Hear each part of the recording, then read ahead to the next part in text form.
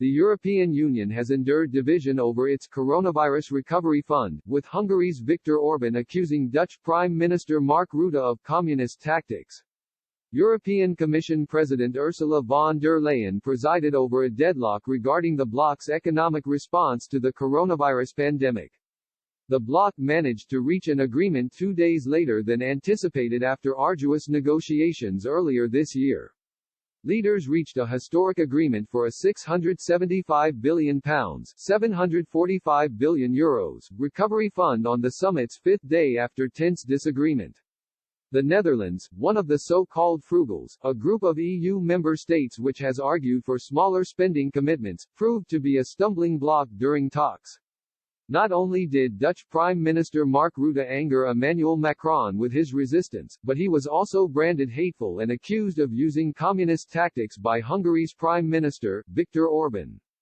Mr. Orban said in July, "I don't know what is the personal reason for the Dutch Prime Minister to hate me or Hungary, but he is attacking so harshly, and making very clear that because Hungary in his opinion does not respect the rule of law, it must be punished financially."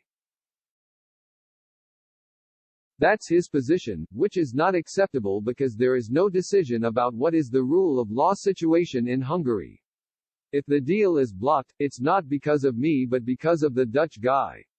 Mr. Orban added that the former communist regime in his country used unclarified legal terms, exactly the same as which is written in the proposal of the Dutchman. He continued, he used communist terms, he is not aware of that.